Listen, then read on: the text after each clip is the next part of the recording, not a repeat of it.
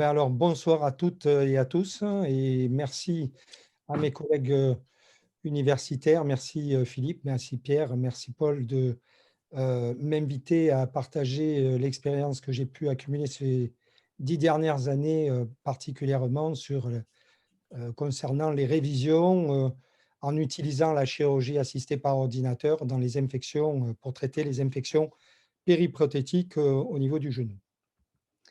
Bon, je suis consultant pour Exatech et concepteur du système de navigation que j'ai utilisé pour ces révisions. Alors, ces révisions de prothèses de genoux, que ce soit pour des problèmes infectieux ou pas, vont augmenter fortement sur sur les 2 prochaines décennies. Euh, Philippe, excuse-moi, on voit tous les écrans. J'ai une partie du diaporama qui est effacée. Est-ce que c'est normal? Peu importe, je continue. Il faut que tu décales les écrans parce que nous, on voit très bien ta présentation. Nous, on a plein écran en fait. Voilà, OK, Il faut très bien, décaler parfait, les petites excusez-moi. fenêtres, là. D'accord, d'accord, parfait. Donc, simplement, je disais que ces révisions de prothèses, quelles que soient les étiologies, vont augmenter fortement dans les 2 prochaines décennies. On parle de 200 à 300% d'augmentation des révisions dans les 2 prochaines décennies. Et cet article fait un peu le listing en 2010-2011 de toutes les causes. Et j'ai mis à côté, dans ma pratique, sur les révisions que je peux faire infectées ou non infectées toutes les années, la part on va dire, les causes les plus fréquentes, et en particulier pour celles qui nous occupent aujourd'hui, les infections, ça représente un peu plus de la moitié des révisions que je peux faire chaque année. La proportion était plus importante il y a encore 5 ans. Mais ce qui est à noter aussi, même si c'est en marge de la discussion ici, c'est la part de révisions aseptiques qui, à mon sens, sont en relation avec des problèmes allergiques. Et on a des décèlements, notamment des décèlements itératifs, où il faut savoir penser à cette étiologie. Et par ailleurs, je suis interpellé par la concomitance, le caractère contemporain d'infection et d'allergie chez certains patients, avec quand même un pourcentage qui est un nombre de cas significatif, même si je ne l'ai pas chiffré ici. Je cherche. Désolé. Voilà, ça y est. Donc, bien sûr, pour traiter ces infections, les objectifs, c'est avant tout, et c'est notre priorité, assurer un taux de succès élevé pour les patients, mais aussi, et ça a été ma préoccupation, essayer de récupérer une fonction optimale. Et en fait, je pense que la chirurgie assistée par ordinateur m'a permis d'optimiser ceci en termes de résultats cliniques, cette composante-là des objectifs. Et bien sûr, limiter les amputations, les arthrodèses, et tout ça en assurant une gestion des pertes de substances osseuses avant et après débridement et explantation, en optimisant la reconstruction acétabulaire, en assurant une qualité débridement. On va parler de tous ces éléments. Alors, en fait, cette présentation, même si on parle de la chirurgie assistée par ordinateur, c'est un trépied autour de ces révisions infectées. C'est à la fois une stratégie, en fait des stratégies, le choix ici du un temps, puisque quand j'utilise la chirurgie assistée par ordinateur, je l'utilise pour des raisons évidentes en un temps, de techniques chirurgicales, donc chirurgie assistée par ordinateur et implant ici type CCK, et de technologie, et ici on parlera du système GPS spécifiquement pour l'application de la chirurgie assistée. Alors, concernant ces révisions utilisant la navigation, au final, j'ai regardé, la littérature est assez pauvre. Il y a quand même cet article qui est intéressant en 2021, qui est la revue de 906 publications entre 2000 et 2018, et on voit que les auteurs disent que le nombre de publications concernant la révision avec chirurgie assistée augmente, et qu'il y a une tendance donc croissante sur la recherche sur les révisions de prothèses de révision de genoux. L'intégration du fait qu'il faut agir multidisciplinaire, c'est particulièrement vrai dans les infections ostéo-articulaires complexes. Et d'autre part, ils insistent sur le fait que les orientations, quand même, pour faire ces chirurgies de révision sont axés sur les techniques minimales invasives, donc les moins agressifs possibles, bien entendu, et l'utilisation de la navigation, et que c'est probablement dans ces axes-là qu'il faut aller chercher des ressources supplémentaires. Ce qui confirme assez l'impression que j'avais il y a 10 ans quand j'ai essayé justement de m'appuyer sur ce trépied stratégie, technique, technologie. Par contre, sur ce qui nous occupe ce soir, c'est-à-dire l'association, la combinaison, révision d'infection, stratégie en un temps et utilisation de la navigation, il y a finalement une littérature très, très, très pauvre. J'ai rien à vous proposer, hormis peut-être 18 révisions qui sont aseptiques sur cette publication de 2016 et des éléments sur la navigation et la révision, mais il y a très, très peu de publications sur les révisions de genoux utilisant la navigation, la chirurgie assistée. Concernant mon expérience, pour vous donner une proportion par rapport à l'ensemble des révisions, on va dire que sur environ 10 ans, j'ai effectué en hanche-genou 1200 révisions, qu'il y en a 800 environ qui sont des révisions pour infection périprothétique, et qu'en 2022, 60% de ces révisions sont des révisions de genoux, et dans ces 60%, 60% sont des genoux infectés. Alors, si l'on prend la première partie, avant de parler de la chirurgie assistée par ordinateur et son utilisation, concernant la stratégie un temps de temps, là, je dis toujours qu'il ne faut pas être dogmatique et qu'en fait, il y a un certain nombre d'éléments qui nous permettent de savoir si nous pouvons appliquer le un temps. J'avais communiqué là-dessus en 2011 à la Société européenne d'infection ostéo-articulaire en disant que, en pratique, pour moi, le un temps, c'était l'a priori, et que le deux temps, c'était l'exclusion sur un certain nombre de paramètres. C'était donc se nourrissait des exclusions du un temps.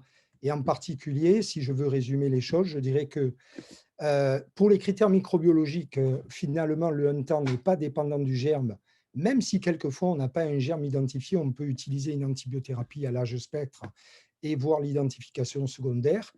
Bien sûr, il y a une exception à ça qui sont les infections fongiques, mais finalement, les infections à candidats diagnostiqués, identifiés en première intention, ne sont pas très fréquentes dans mon expérience. Il y a bien sûr les critères osseux, et là, on a quand même un élément limitant sur le un temps qui est le débridement, les défects osseux générés par le débridement et l'explantation, qui ne sont pas planifiables, on va en reparler. Et bien sûr, il y a aussi la limite des implants, justement par ces défects générés, la planification, la prévision, l'anticipation des commandes d'implants qu'on a pu faire, ou les implants à disposition.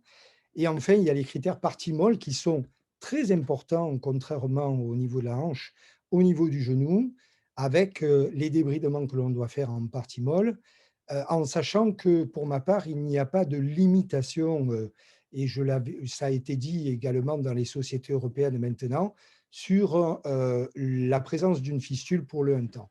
En revanche, bien sûr, il peut y avoir des limites imposées par la nécessité, après débridement, de réaliser des lambeaux, et donc de revenir un petit peu sur l'information qu'on avait donnée sur le patient sur du un temps. Il faut toujours les avertir de cette possibilité. Et donc, au final, ce n'est pas parce qu'il y a un lambeau nécessairement que l'on sera en deux temps, mais ça peut être un des critères. Alors, si on se base sur les stratégies, pour vous donner un ordre d'idée là aussi, sur l'ensemble des éléments, sur le genou, on est un petit peu en deçà dans nos résultats de la hanche, mais on est quand même sur 90% et un peu plus de succès, en sachant que le taux d'échec du un temps est moindre que celui du deux temps dans notre expérience, mais parce que si l'on considère que les deux temps sont le filtre en fait des exclusions du un temps, on est sur les situations les plus complexes. Depuis 2012, on a vraiment basculé sur du un temps, et finalement, encore une fois, le paradigme, c'est de dire a priori un temps et de temps pour l'exclusion des un temps.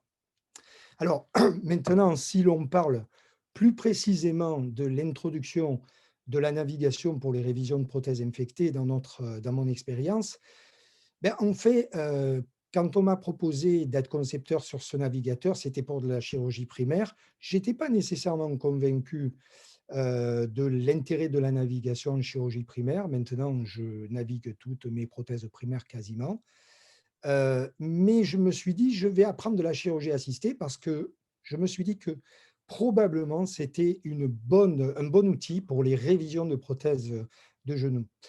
Et donc, je vous présente ici un petit peu la progression dans le temps. En 2010, j'ai fait mes premiers cas de prothèses primaires naviguées. Puis en 2011, j'ai commencé à faire des navigations pour des CCK en me disant de toutes les manières, je vais utiliser les mêmes CCK pour de la révision.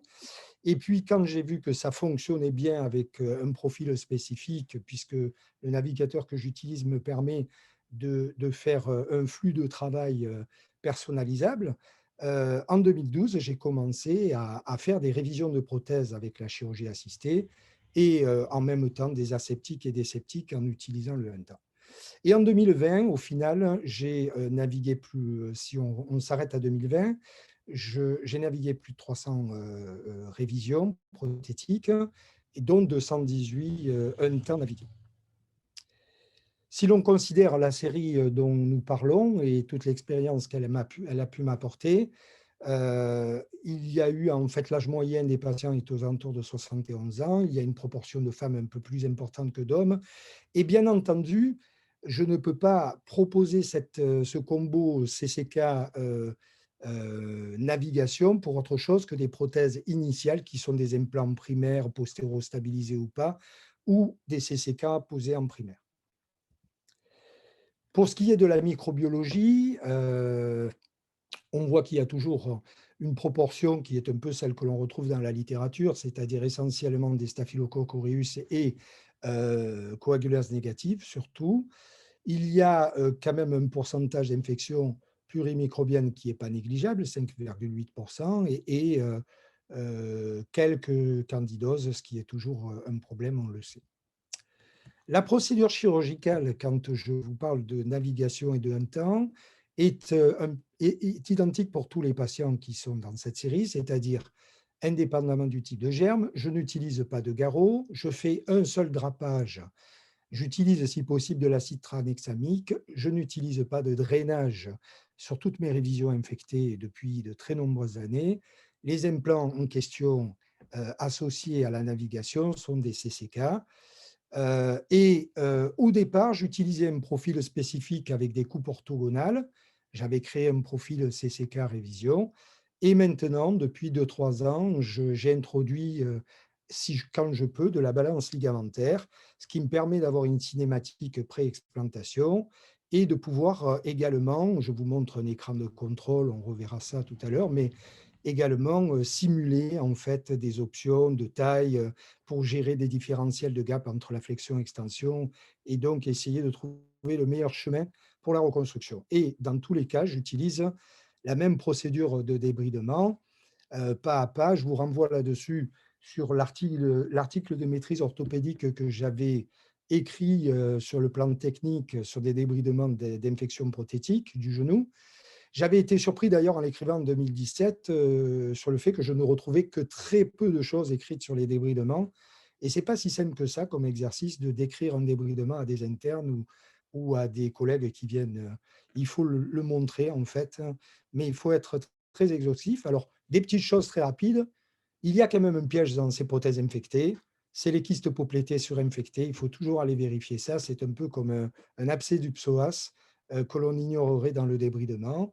Il faut faire aucun compromis, c'est-à-dire que si on doit faire des sacrifices importants, il faut les faire. Et si on pense à un lambeau, il faut le faire, généralement. Alors, deux mots sur le système de navigation utilisé. C'est un système, vous voyez, qui est petit format, donc ça ne prend pas beaucoup de place. Dans les prothèses primaires, les trackers qui sont des trackers activo-passifs sont intégrés dans la voie d'abord, qui est généralement minimale. L'ancillaire ne pose pas vraiment un problème, il est assez simple. Et ces trackers sont activo-passifs, ce qui permet une bonne reconnaissance. Ce qui est important, c'est qu'on peut choisir sa manière de travailler et donc adapter le système, se l'approprier à partir de notre flux de travail habituel et créer donc des profils pour la révision. Alors, Ce système, on avait validé au moment de sa conception et on l'avait publié, enfin, on avait communiqué au Carrosse en 2014 sur 3 sites avec 3 opérateurs qui utilisaient des profils différents, orthogonal, balancing, Tibia premier. Et on avait vu qu'on était en inter-opérateur, on était sur une précision au millimètre au degré. C'est ce qui est demandé à un navigateur ou à un robot actuellement. Alors, cette partie-là concerne finalement tous les arguments et tous les éléments qui m'ont amené à introduire la navigation dans les révisions et les révisions infectées, parce qu'en fait, les arguments sont les mêmes pour les deux, hein. Quoi qu'il en soit, si la procédure change un peu, je viens de vous la détailler, un temps débridement. Ces arguments, c'est d'abord qu'on peut analyser les conditions de l'implantation primaire au-delà de ce qui doit toujours être comparé de toutes les manières, les radiographies, le testing préopératoire avant l'incision pour se faire une idée des laxités en flexion-extension et les constatations péropératoires, c'est-à-dire regarder s'il n'y a pas d'anomalie, de malposition en termes d'implantation sur la prothèse qu'on est en train de reprendre, que ce soit sur le visu sur les espaces, les rotations fémorales ou les erreurs de rotation, ou les approximations de rotation tibiale, ou encore l'état du polyéthylène. Et on a là des éléments, en regardant la cinématique, en regardant les espaces, on a des éléments qui sont objectifs. On arrive à avoir de l'information, ce qui va nous permettre après de pouvoir reconstruire en sachant au final, si on veut être un peu comment dire, caricatural. Si j'ai un genou trop ouvert, il faudra que je le ferme. S'il est trop ouvert en flexion, etc. Et on essaie d'optimiser. Alors, les bases de la procédure, je me suis quand même proposé de vous montrer quelques images. J'espère que ça sera net. Dites-le moi, dis-moi, Philippe, s'il y a quoi que ce soit. En fait, ça dure 2 minutes, peut-être que je l'interromprai, mais là, on voit par exemple qu'on place, contrairement à une primaire, je place les fixateurs en diaphysaire tibial et en métaphysaire distal fémoral dans le site opératoire. Ensuite, on fait des acquisitions. Alors, pourquoi en diaphysaire là? Ben parce qu'il y a des quilles, quelquefois, quand je reprends, et on ne peut pas le mettre en métaphysaire tibial proximal.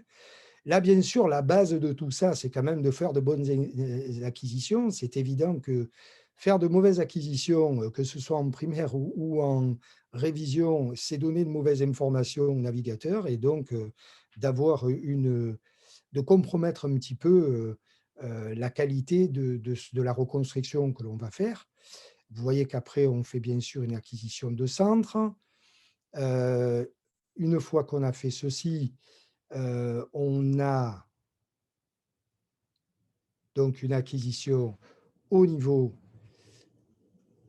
du fémur, condyle postérieur. C'est la même marche en fait que si on avait un genou natif, hein. On peut croiser avec, ça c'est les choix de profil, la ligne de Whiteside. On peut faire des acquisitions avec des patchs. Ça, vous voyez que là, en gros, le navigateur, il va faire une acquisition de 150 points sur un patch. Ou si on est dans des situations un peu plus compliquées en condyle postérieur avec des points.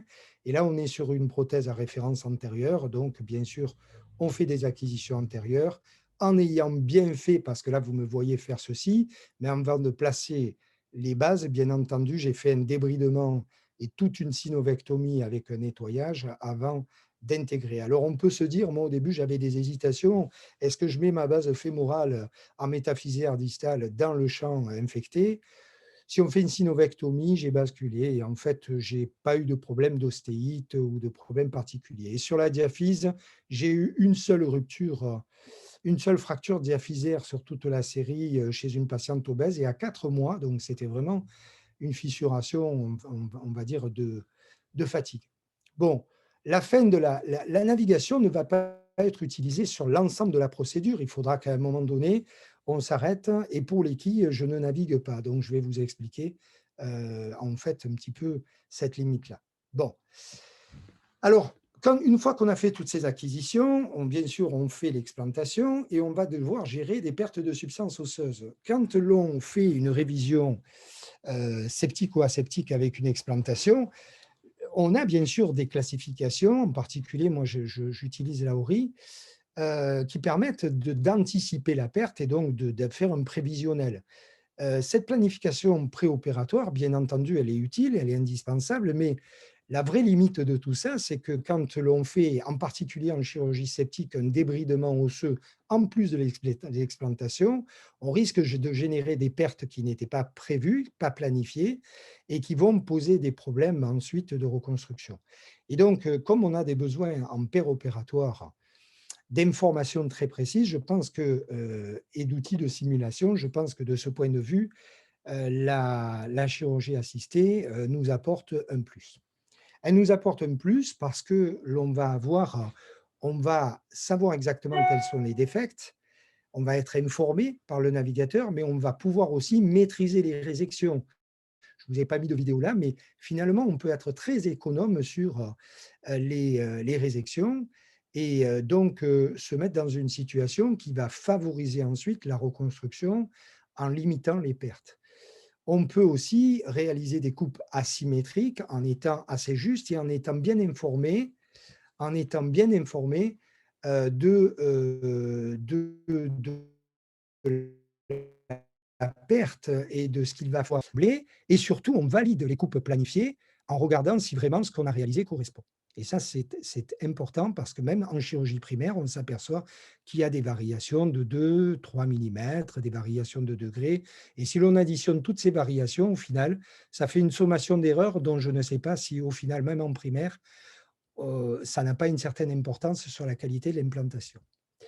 Alors, ces résections asymétriques, vous voyez, ce patient, il avait une fistule tibiale, il avait une ostéite tibiale médiale qui était significative, et il a fallu que je fasse une résection qui dépassait largement la possibilité de cale que j'avais eu avec cette CCK. Et donc, j'ai utilisé en plus une allogreffe. J'utilise depuis des années des allogreffes, que ce soit endomédulaires ou des allogreffes, quelquefois exceptionnellement de cale comme ça, ou en centrale distale fémorale, donc en supplément pour reconstruire. Et au final, je savais exactement avec la navigation ce que j'avais réséqué et comment je devais m'organiser. Bon, ce patient, il est retourné au travail, il est sous-traitant à Airbus et il travaille sans aucun problème avec cette reconstruction. Et on peut même dire que ça marche, ça nous donne des éléments pour, même dans des pertes de substances quand même significatives comme ici, où on peut se poser des questions sur ce fémur en se disant qu'il y aura peut-être à utiliser autre chose qu'une CCK, on arrive comme ça à pouvoir combiner des allogreffes, des cales et des reconstructions en étant très informé. En dehors de la gestion des pertes osseuses et des coupes, il y a quand même la gestion de l'alignement. Et là, sur ce que je vous ai montré en publication, les seuls éléments publiés, c'est la qualité, comme pour les primaires, même si maintenant ça s'est étoffé en primaire sur la littérature, sur l'apport de la chirurgie assistée, mais il est clair qu'on gère beaucoup mieux l'alignement, on est beaucoup plus précis avec un navigateur, y compris, et je vous le confirme pour les révisions, mais en sachant que finalement, on a deux options. On pourrait rester dans le classique, c'est-à-dire dire un alignement anatomique comme avec un ancillaire mécanique et faire la reconstruction secondairement articulaire. Mais l'avantage là, c'est qu'avec un navigateur, on n'a pas besoin de viser centromédulaire. Donc, on peut faire une reconstruction comme dans la chirurgie primaire, épiphyséo-métaphysaire, et ensuite faire une adaptation de la position des quilles. Et quand je vous dis adaptation, je n'ai pas retrouvé nécessairement dans mes radiographies des quilles qui partaient dans des directions qui étaient aberrantes et je n'ai pas eu à reprendre des patients pour des pics de contrainte dus à des malpositions. Et finalement, quand l'on regarde la littérature, comme je vous l'ai dit, il y a la publication de Perling, mais il y en a d'autres. De ce point de vue, l'alignement dans une révision avec une chirurgie assistée, très clairement, on limite les valeurs aberrantes. On sait quand même l'importance de la qualité de la restauration de l'axe, même si on peut discuter sur après axe mécanique ou pas, mais on sait que c'est important quand même ce positionnement pour le travail, en particulier, à mon avis, sur des éléments plus contraints en révision. Et l'on avait évalué, toujours en me publiant au Chaos en 2017, donc les 44 premiers patients en regardant les télémétries et l'information GPS, et l'on s'aperçoit quand même que la proportion de valeurs aberrantes est vraiment peu significative par rapport aux cas que l'on peut avoir avec des télémétries préopératoires où il y a de grandes déformations. Alors, au-delà des pertes de substance et des axes, on a aussi des informations, si on se met en profil balance ligamentaire, sur la cinématique. Et ça va nous permettre en pré-post-opératoire d'avoir quand même des éléments objectifs. Ça nous permet de savoir comment on doit gérer les espaces et les laxités. Bon, ce patient, il avait en plus, on le voit ici, une luxation de son polyéthylène. Évidemment, il était en grande laxité à cause de ceci, mais même une fois réduit, c'était laxe et il fallait traiter la totalité du problème. Alors, l'avantage aussi d'utiliser une navigation, c'est que l'on peut simuler des solutions, surtout si on a l'écran de balance ligamentaire, c'est-à-dire qu'on peut voir quelle va être la variation si on part de l'idée de faire varier la taille, ou la flexion, ou l'offset, là je ne parle que du fémur, la rotation. Donc, il y a vraiment beaucoup d'éléments qui nous permettent, pendant l'intervention, de raisonner et de voir finalement quel est le chemin avant les coupes fémorales, par exemple, quel est le chemin qui semble le plus logique et celui qui donne le meilleur résultat dans la balance et l'équilibrage. Voilà, il y a un exemple que je vous montre avec quand même un différentiel qui a été significatif. Et on arrive parce que l'on va changer l'indication, on va peut-être respecter l'indication du système ou le changer en faisant varier un certain nombre d'éléments, à rééquilibrer la situation et avoir des espaces, même s'ils ont encore un différentiel, qui sont plus cohérents. Alors, quand l'on a cette aide-là en temps réel et que l'on peut simuler, euh, on se fait plus confiance quelque part pour dire on abandonne l'idée de mettre une charnière pour essayer de régler un petit peu mieux le problème des laxités et de la reconstruction, et l'on reste plus sur des CCK. Et en fait, j'avais eu la curiosité de regarder en introduisant la navigation si ça avait influencé mon utilisation, et j'ai obtenu ce croisement de courbes. Alors, il y a ces dernières années un rééquilibrage un petit peu sur le croisement avec un peu plus de charnière, mais qui est dû au fait que je fais des révisions de révision. On m'adresse de plus en plus des révisions de révision où cette technique-là de navigation et CCK n'est pas nécessairement indiquée, en tout cas n'est pas possible. Bon, là, c'était juste pour vous montrer quelle était un petit peu la proportion et l'indication des différents implants que je peux utiliser. Dans cette présentation, ce ne sont que des CCK, comme je vous l'ai précisé. Et il y a ces 4 dernières années, une part de révision avec des prothèses hypoallergéniques qui augmente parce qu'il y a quand même un certain nombre de décèlements aseptiques, comme je vous l'ai dit, quand je fais des recherches tests cutanés, même si on peut discuter sur ces recherches, qui reviennent positifs, avec des gens qui, lorsque l'on fait une révision, ont dans les 24-48 heures déjà une régression des symptômes, notamment cuisson, brûlure. Et donc ça, c'est assez interpellant. Bon, il y a donc un certain nombre d'arguments, mais quels sont finalement les résultats cliniques que j'ai pu obtenir sur ces 10 dernières années? Là, vous avez 2 patients, très clairement, et ces 2 patients, finalement, on se demande lesquels sont révision et pas révision. Ces 2 sont des révisions, et ce sont des révisions d'infection, donc à 45 jours. Alors, il n'y en a pas que 2, hein, je vous montre 2 vidéos, mais il n'y en a pas que 2.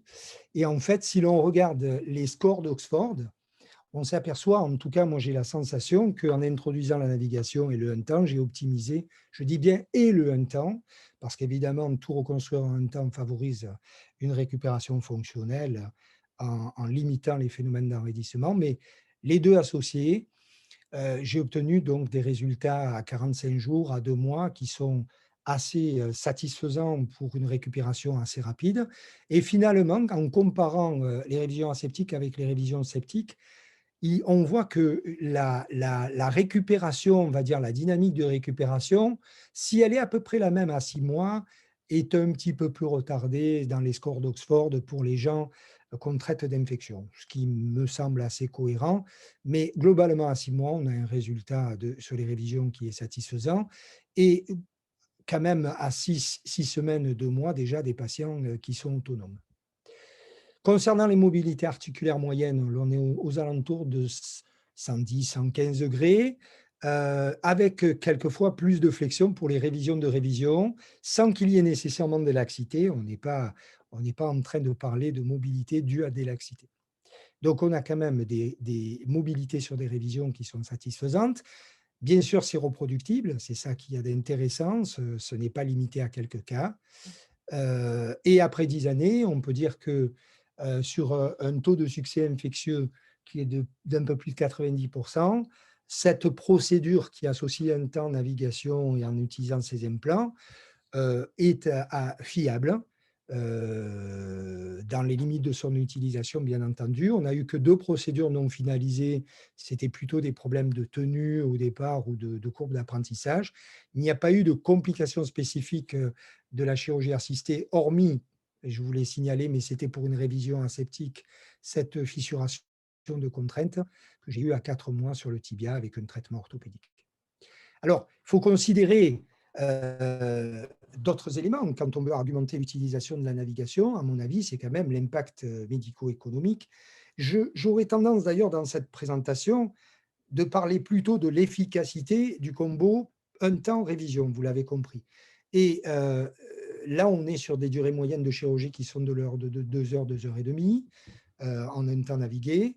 On a des pertes sanguines moyennes qui sont de 400 cc. Alors moi, je travaille dans un hôpital où nous n'avons pas de soins continus. L'on fait des méga-prothèses, des révisions, des fémurs totaux avec des lits scopés et dans de bonnes conditions, en présélectionnant des patients, bien entendu par rapport à certaines comorbidités, notamment cardiaques ou rénales. Donc, perte sanguine moyenne 400 cc. La durée d'hospitalisation était au départ de 7-8 jours. Maintenant, nous sommes plutôt à 5 jours. Elle était majorée par rapport à l'antibiothérapie IV. Et nous avons maintenant des durées d'IV qui sont plus précoces, plus réduites, pardon. Et de fait, on se rapproche de la durée d'hospitalisation chirurgicale, on va dire, de la révision. Et il y a un retour à domicile qui est en constante augmentation. On dépasse les 50% de retour à domicile maintenant. Alors, je vais oser cette diapo. J'en suis presque à penser qu'on est dans de la réhabilitation, en tout cas presque facilité de révision. Bien entendu, pas selon les mêmes critères que la réhabilitation sur les primaires, mais quand même, on minimise les pertes sanguines, on minimise les durées d'hospitalisation, on raccourcit les durées de récupération, on diminue les taux de complications. C'est quand même tout ce qu'on demande à une stratégie chirurgicale et à de la réhabilitation. Alors, on est allé un petit peu plus loin que ça, même si malheureusement, on n'en dispose pas sur le marché européen pour des raisons d'obtention du marquage CO pour la prothèse qui va avec. Mais en 2014, j'ai convaincu mes collègues américains, on a travaillé avec Stanford et Cleveland, pour mettre en place ce soft qui est le premier logiciel soft de révision dédié de chirurgie assistée pour les révisions, donc dédié à la révision, pardon. Et vous voyez que là, on est dans des écrans un peu plus complexes. Il y a l'offset, il y a la hauteur. On est arrivé à développer un ancillaire qui permet des coupes asymétriques, etc. Donc, c'est le cran au-dessus de ce dont je dispose, mais malheureusement, même en tant que concepteur, je ne l'ai pas encore. C'était cette équipe-là qui avait fait ceci. On avait fait donc ce profil juste pour vous montrer qu'on obtenait des résultats satisfaisants très rapidement. C'est le patient du polyéthylène infection. Alors, y a-t-il des limites à tout ça? Bien entendu qu'il y en a. Les limites, c'est les reconstructions au-delà d'un implant CCK. Mais c'est vrai que maintenant, on a des implants, pas celui dont le futur, en fait, celui qui devrait être marqué, avec des cônes et des cales qui permettent finalement encore d'optimiser l'utilisation de ce type d'implant. Alors, si on veut un petit peu résumer l'ensemble de cette présentation, je vais dire que bien entendu, et c'est la base du raisonnement quand j'ai commencé à me consacrer à tout ceci, c'est que j'ai bien vu arriver un nombre d'augmentations de révisions sur l'ensemble des prothèses primaires qui sont mises en place et que ça allait être un problème de santé publique. Et pour nous, il fallait développer, il fallait essayer de standardiser, sans banaliser, mais standardiser et simplifier ces procédures avec une sorte de norme. Alors, je me suis appuyé sur le trépied stratégie, technique, technologie pour essayer de voir tout ce que je pouvais intégrer là-dedans, en donnant une place réellement importante pour les raisons que je vous ai exposées à la chirurgie assistée. Et concernant le domaine des infections périprothétiques au niveau du genou, tout ça, au bout de 10 ans, c'est une stratégie validée puisque je constate assez quotidiennement et avec des reculs importants maintenant des résultats très satisfaisants, que ce soit à court, à moyen et long terme. Il n'y a pas de dégradation des résultats d'implantation, je n'ai pas de taux de reprise significatif par rapport à ces patients, ce pool de patients. Ça nous a permis de créer un logiciel, une instrumentation mécanique spécifique, donc c'est une avancée qui va avoir sa place, j'en doute pas. Ça a un impact médico-économique qu'il faut vraiment essayer de valider. Et si vous, moi, la seule personne que j'ai rencontrée sur l'ensemble des congrès qui a tendance, mais je ne dis pas que c'est la seule nécessairement qui le fait, qui a tendance à utiliser la chirurgie naviguée pour les révisions, c'est Jean-Yves Génie. Et lui, il en est à expérimenter l'ambulatoire sur les infections périprothétiques. Donc, vous voyez, il est allé encore un peu plus loin. Mais quoi qu'il en soit, au moins, ce que l'on peut dire, c'est qu'on est quand même à l'ère numérique hein, et il faut considérer la place des outils numériques pour nous aider en fait à performer sur ces chirurgies. Et ça rejoint un petit peu d'ailleurs le concept du professeur Tim Brinks, qui lui l'a développé et le développe pour les prothèses primaires. Getting it right, faites-le bien la première fois, donc donnez-vous tous les moyens pour que ça soit bien fait dès le premier moment.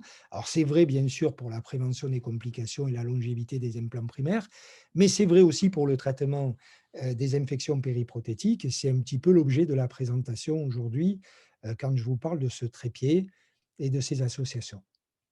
Alors, je voulais aussi insister sur une petite chose, c'est que la chirurgie assistée, finalement, ça peut être une forme de... C'est un enseignant pour le chirurgien, et que ce soit un chirurgien novice ou un chirurgien senior. Je l'ai expérimenté pour ma part concernant les chirurgies primaires. Il est évident que je n'opère plus les genoux comme je les opérais il y a 10-15 ans. Il y a des choses que j'ai complètement modifiées et je l'ai expérimenté pour la révision. Alors, je vous montrais cette étude qui était intéressante, même chirurgien, senior. Groupe A, il opère non navigué, il a 5 ans d'expérience. Groupe B, il opère 50 autres patients en utilisant la navigation. Et puis, il revient sur l'ancillaire et il est meilleur. Je le résume un peu comme ça. Il est meilleur une fois qu'il a touché à la navigation pour réopérer avec un ancillaire mécanique. Donc, quelque part, c'est vrai pour les chirurgiens seniors. Et moi, ce qui est certain, c'est que ça m'a appris à bien analyser les problématiques des échecs que je pouvais avoir au-delà du traitement de l'infection, des échecs que j'observais sur les chirurgies, les révisions. Et donc, tout ceci m'a appris à poser mes prothèses primaires un petit peu différemment, à vouloir être plus précis, à croiser les informations, parce qu'il faut rester quand même sur des informations radiographiques, visuelles, de testing, et à simuler des solutions, ce qui est un élément qu'on ne souligne pas assez avec la navigation. Je vous remercie en tout cas pour votre écoute et je suis tout à fait intéressé par la discussion qui va suivre. Merci.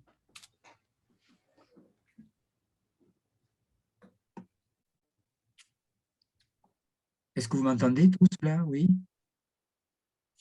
Philippe, on m'entend? Philippe. Gérard, tu m'entends?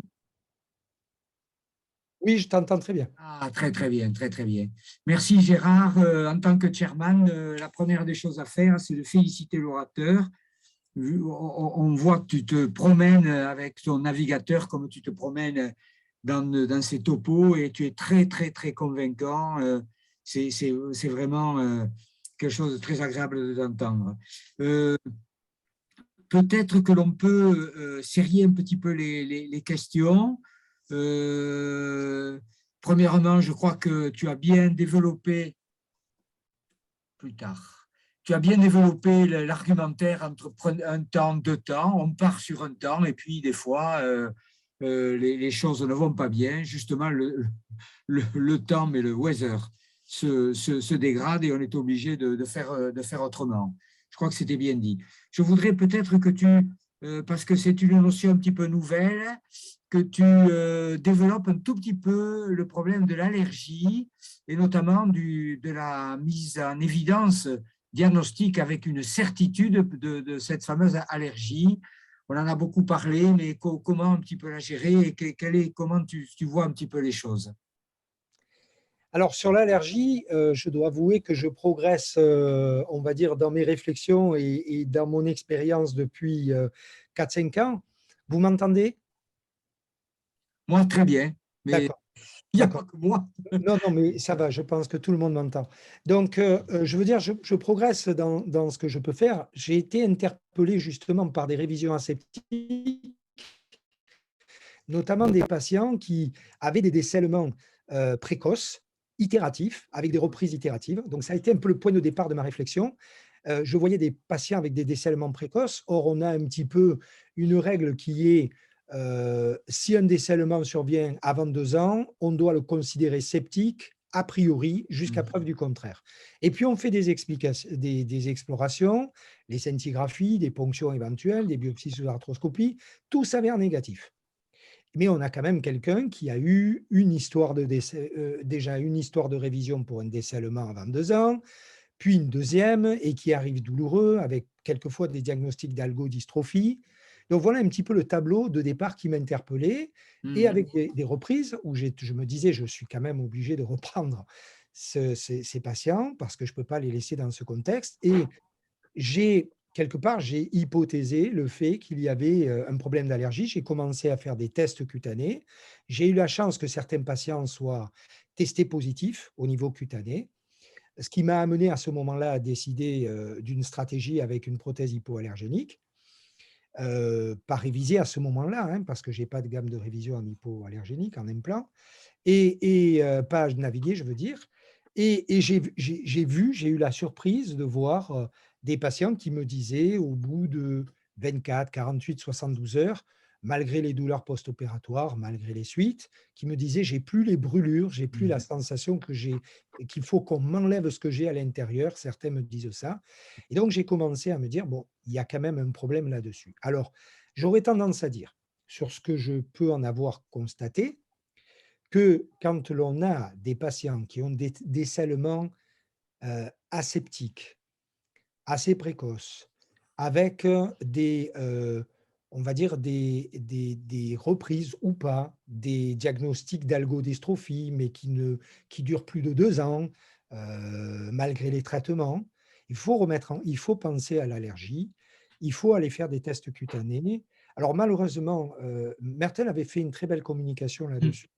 Et il avait parlé également des éléments, des recherches sanguines que nous n'avons pas, à ma connaissance, nécessairement à disposition, ou je dis peut-être une bêtise, vous me pardonnerez. Mais bon, pour l'instant, moi, j'utilise des tests cutanés. Je dois avouer que j'ai eu de tellement belles résolutions après changement de stratégie et prothèse hypoallergénique sur des révisions que maintenant, certaines fois, quand je vois qu'il y a cette histoire-là, même si les tests sont négatifs, je mets de l'hypoallergénique. Et j'ai des résolutions d'inflammation et des gens qui vont mieux. Alors, ce n'est pas toujours vrai, hein, mais j'ai vraiment beaucoup d'histoires comme ça. Et partant de là, j'ai transféré ça aux prothèses primaires. J'introduis systématiquement un interrogatoire. Avez-vous une allergie aux bijoux fantaisie? Avez-vous des allergies connues aux métaux? S'il y a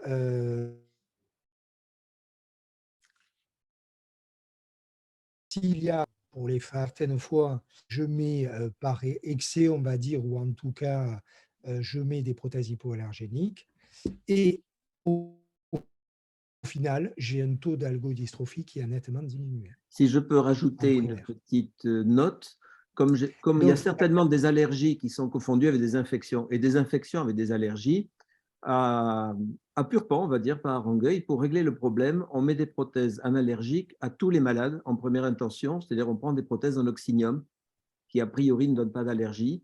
Et comme ça, quand il y a des signes d'infection, on pense que c'est une infection. Et on en est globalement content.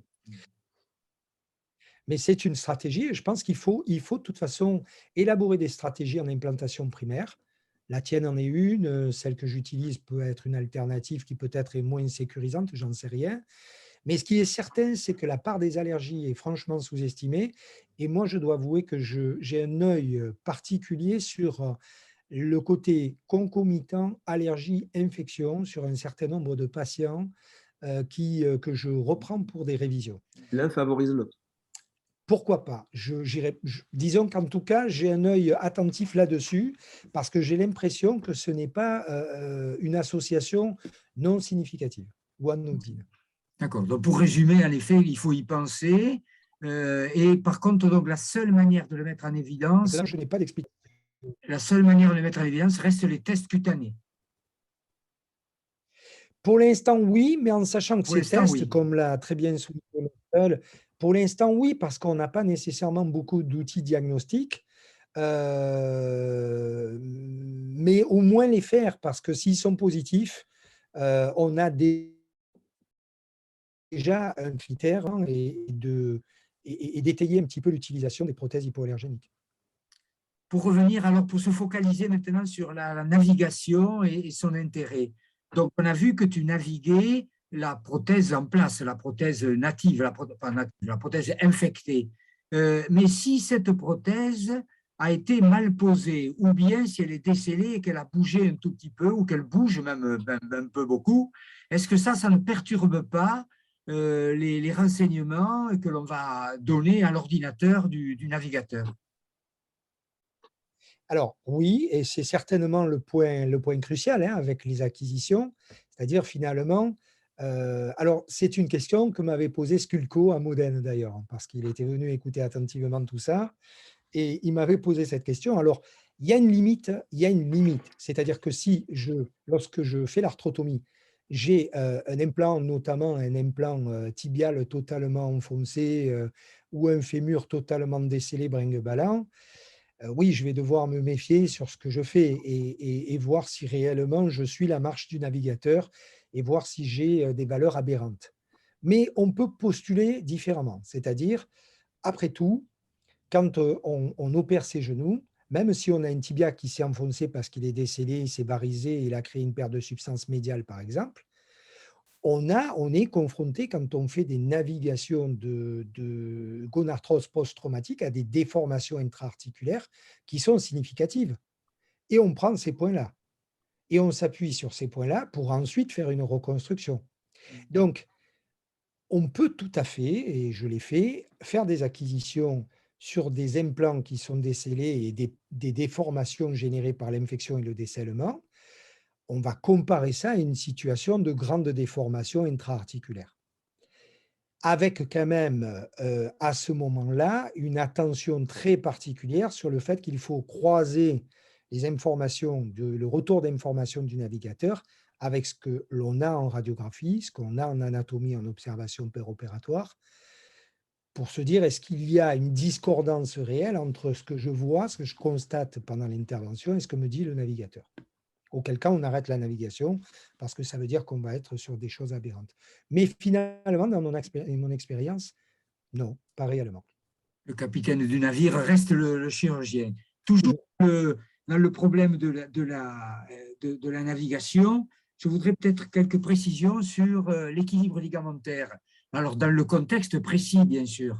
C'est-à-dire le contexte précis de quelqu'un à qui on a déposé une prothèse dont le croisé postérieur, croisé antérieur, n'en parlons pas, le croisé postérieur n'existe plus, et surtout les structures collatérales dans les grandes révisions importantes, les structures collatérales n'ont pas, la capsule et les ligaments collatéraux n'ont pas une grande valeur. Quel est ton point de vue là-dessus? C'est-à-dire que cet équilibre ligamentaire, il est à faire sur des structures qui n'ont plus une grande réalité de stabilité, quoi, et d'efficacité. Alors là aussi, il y a plusieurs niveaux de réponse. La première, c'est mon a priori quand j'ai commencé à utiliser des CCK dans les infections. J'ai commencé par des révisions aseptiques pour regarder un petit peu ce qui se passait déjà, parce que j'avais quand même des doutes sur le débridement et la fragilisation qu'on allait obtenir en plus, entraîner en plus sur le débridement. Donc, je me suis dit, tu vas mettre des CCK plutôt que des charnières, tu risques d'avoir finalement des laxités à terme. Tu auras peut-être une bonne balance ligamentaire post-opératoire immédiate, tu seras confiant sur le poste, et au bout de 2, 3 ans ou 6 mois, ou je ne sais pas combien de temps, tu risquerais d'avoir finalement une épidémie, entre guillemets, de laxité parce que tu as été un peu trop optimiste. Bon, au bout de 10 ans, je peux vous dire que je n'ai pas observé ça. Le deuxième élément, c'est ensuite pendant l'intervention. Alors, d'abord, il est fondamental, que ce soit pour une chirurgie de première intention ou une révision, de tester le genou avant de l'ouvrir pour regarder déjà si on est sur des laxités importantes ou pas, ou si on a un doute sur l'état ligamentaire du genou par rapport à la planification justement préopératoire. Donc, chaque fois qu'il y a un doute réel, avant ou après explantation, je stoppe, je passe à autre chose, je mets une charnière pour ne pas me retrouver dans la situation que j'ai décrite. Mais malgré tout, je n'ai pas nécessairement beaucoup de patients, en tout cas à l'esprit, de patients qui ont des laxités qui progressent ou des échecs avec des reprises précoces pour des laxités. J'ai un patient, et j'ai eu la même chose en chirurgie primaire, un patient sur lequel j'ai un ligament collatéral médial qui a failli à peu près 3-4 mois. Et ce patient, comme pour la chirurgie primaire, c'était un post-traumatique dans son histoire. C'est-à-dire qu'il n'est pas dit que, et là, il y a des éléments dans la littérature, quand il y a un patient post-traumatique, on n'est pas certain non plus que la qualité ligamentaire, notamment du collatéral médial, soit parfaite. Et si l'on applique ça aux révisions, post-traumatique, chirurgie primaire, infection, débridement, je veux dire, là, il y a des éléments surajoutés qui peuvent rendre méfiant. Voilà, si je peux répondre, on va dire ça. Par contre, la navigation permet de bien renseigner sur l'équilibre ligamentaire en temps réel et la sensation que l'on a. Donc, si on a, par exemple, testé un genou un peu trop ouvert en flexion-extension, qu'on fait une reconstruction qui a pour but de fermer un petit peu ces deux espaces et qu'on obtient un bon équilibre, un bon axe et de bons espaces informés, je pense qu'on peut faire confiance.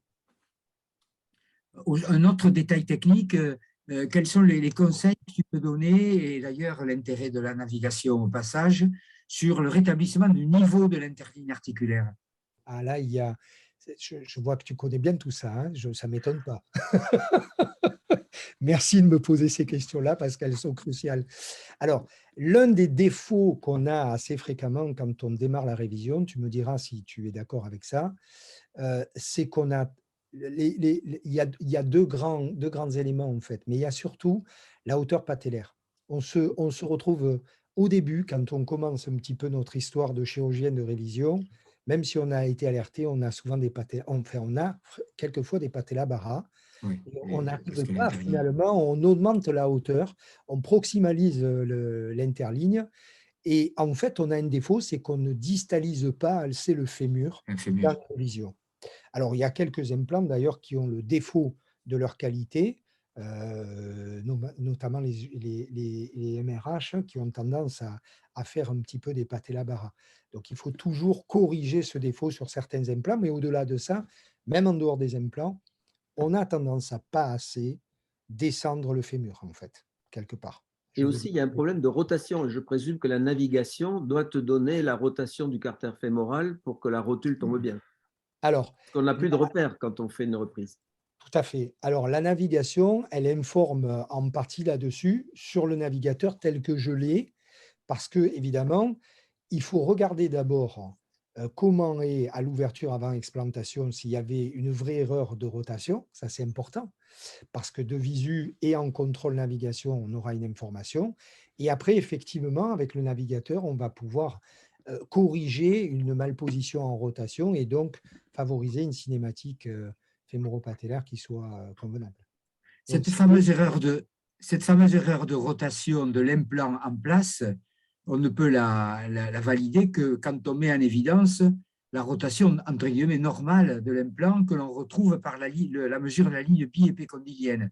Or, quand même, la mise en évidence de cette ligne bi-épicondylienne par le toucher manque un petit peu de fiabilité. mais même en référentiel navigation, c'est très discutable en termes d'acquisition. Il y a une variabilité intra-interopérateur qui est assez significative.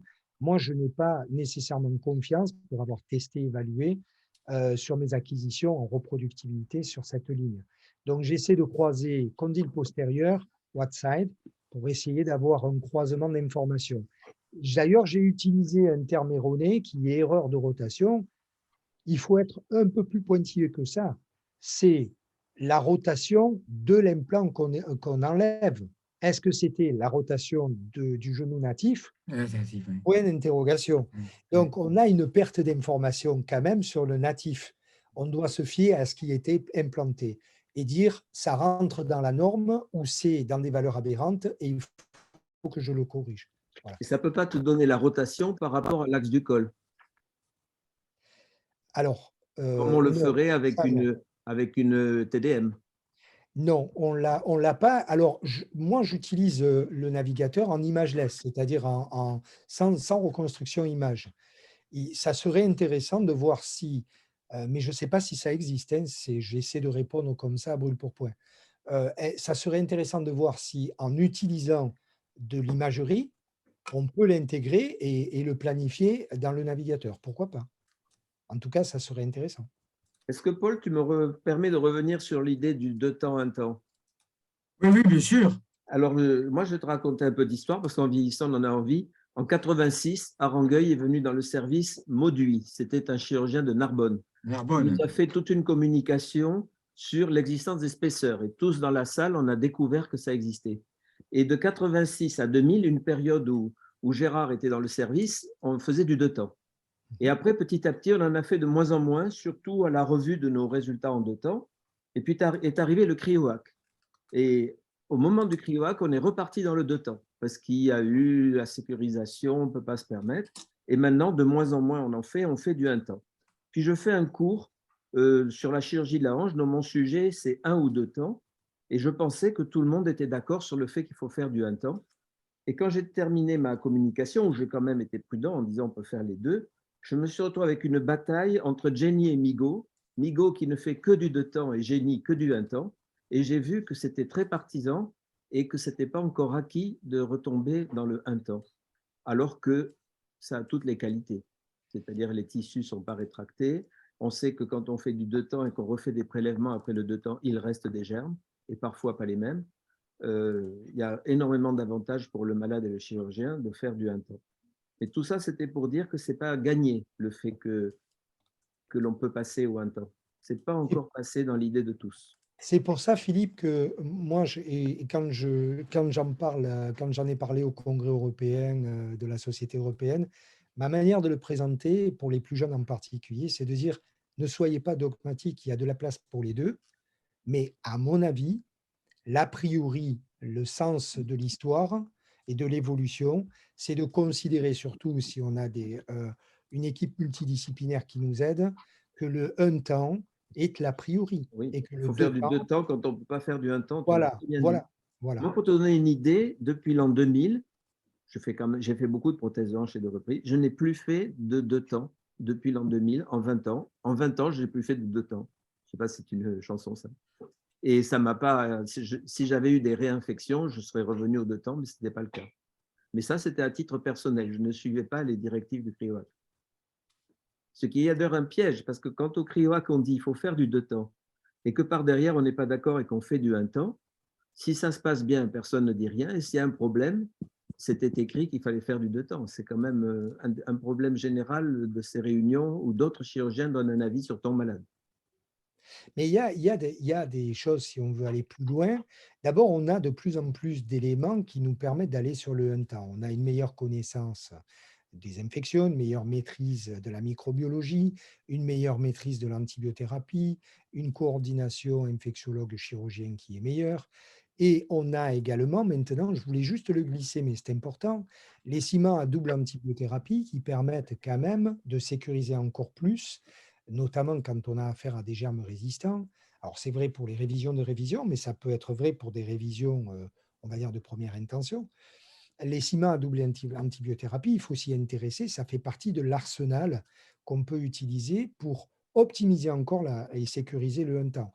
On peut aussi sécuriser le 1 temps, moi je le fais depuis longtemps et maintenant c'est acquis, pour limiter les incidents cicatriciels. Au-delà de l'embout, on peut faire de la vague thérapie préventive qui permet de limiter les incidents cicatriciels et de se mettre particulièrement au niveau du genou en échec à cause d'un incident cicatriciel. Donc, il y a tout un tas de mesures comme ça. Là, on balaye le combo 1 temps navigation, mais il y a tout un tas de mesures comme ça qui permettent d'optimiser les résultats, de limiter les complications et donc de se rassurer en tant que chirurgien sur l'utilisation du 2 temps et Et du les 1 temps. publications vont dans ce sens, Oui, tout à fait. ce qui permet de se couvrir en cas d'ennui. Tout à Paul, fait. tu as d'autres questions? Je rappelle Oui, à tous les deux autres qu'on petits. peut poser des questions en ouvrant son micro. Vas-y, Paul. Bien sûr, deux petites techniques. Est-ce que tu cimentes les quilles et est-ce que de plus en plus tu as tendance à les diminuer pour les remplacer par des renflements métaphysaires pour ne pas avoir des quilles trop longues avec les risques de fracture parce que ça a été, tu l'as bien dit, bien sûr, dans les complications, il faut penser à ça, aux fractures périprothétiques tardives ou secondaires, en tout cas après des gestes de révision, plus facilement retrouvés après des gestes de révision. Ciment des quilles et les renflements métaphysaires.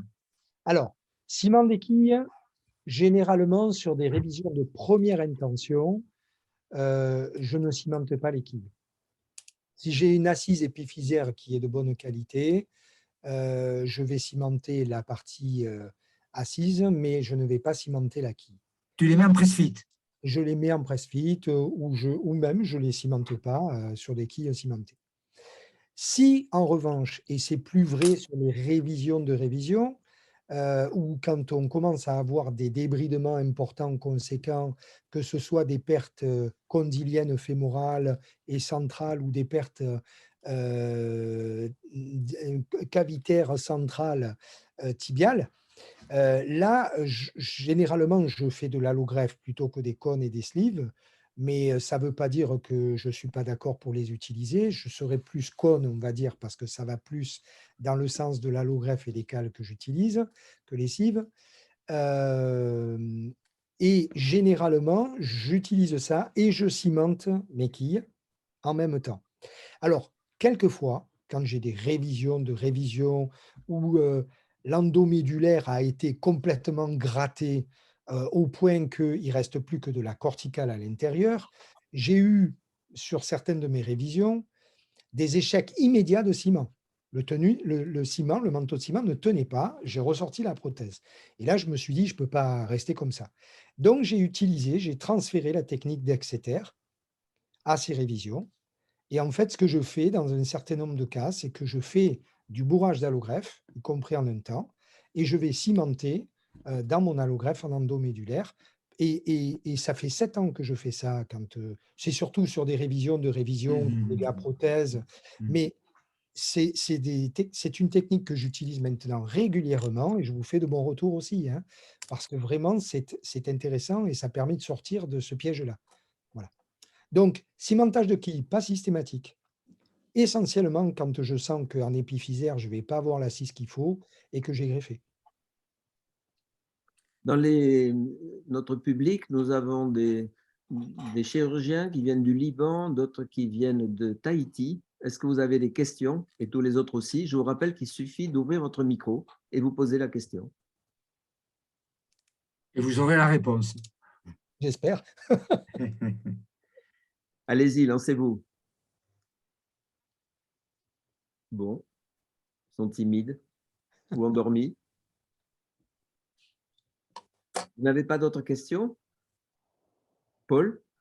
Non, moi, Denis? je n'ai pas arrêté de discuter et j'ai eu les réponses aux questions. Ça ne m'étonne pas de la part de Gérard. Et que je refélicite à nouveau pour cette brillante communication, illustrée surtout, illustrée avec des détails pratiques. Je pense que tout le monde a dû saisir au passage quelques petits trucs qu'il aura eu déjà rencontrés et avec des solutions proposées. Philippe, je te repasse la parole. Oui, moi j'attends un petit peu pour voir si quelqu'un se lance pour poser une question. Et sinon, on va terminer là. Je vous rappelle que ça va être enregistré, que vous pourrez le revoir et que nous avons la prochaine communication le 17 octobre qui sera instabilité du postérieur du genou par Cavaignac et dont le modérateur sera Régis Paillet, dont nous aurons ainsi des nouvelles. Pas de questions. Eh bien, Gérard, on te remercie beaucoup. Tout était bien. Le son était bon, l'image était bonne, le fond était bon. Merci beaucoup. Merci à vous aussi. Merci vraiment à vous. Bravo. Et c'est un vrai plaisir. C'est vrai que c'est un plaisir. Bonne soirée. Au revoir. Bonsoir.